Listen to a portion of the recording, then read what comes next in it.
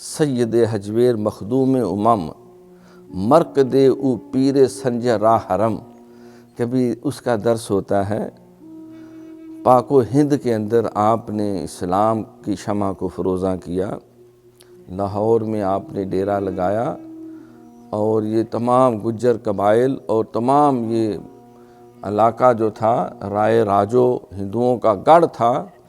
آپ کی تبلیغات سے، تعلیمات سے، صحبت اور مجلس سے وہ سارے خدا رسیدہ ہوئے، حتیٰ کہ وقت کے علماء اور اولیاء نے بھی آپ کے قدموں میں بیٹھ کر فیض صحبت حاصل کیا، اور جو زندگی میں نہ بیٹھ سکے وہ ان کے مزار پہ آ کر بھی ان کے راستے پہ عمل کرتے ہوئے وہ فیض کے سمندر سمیٹ کے گئے کہ خواجہ معین الدین چشتی اجمیری جیسا انسان وہ آپ کی خدمت میں آ کے کچھ عرصہ قیام کیا، چلہ کیا، تو چلہ کرنے کے بعد اللہ تعالیٰ نے جو ان کو انوار و تجلیات عطا فرمائے تو اس کو وہ اپنے ایک شعر میں سمو گئے کہ گنج بخشے فیض عالم مظہر نور خدا، نا کہ سارا پیر کامل کامل آرا رہنما۔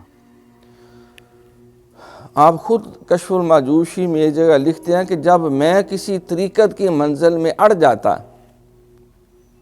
پھنس جاتا یا انقباض کی کیفیت آ جاتی تو میں کیا کرتا تھا، میں خواجہ خواجگان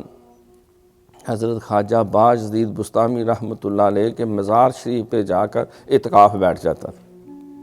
ان کے مزار کے ساتھ جو مسجد، تو اللہ تعالیٰ اس نیک روحانی صحبت اور مجلس کی برکت سے وہ میری منزلیں طے فرما لے، اس سے نکال لیتے مجھے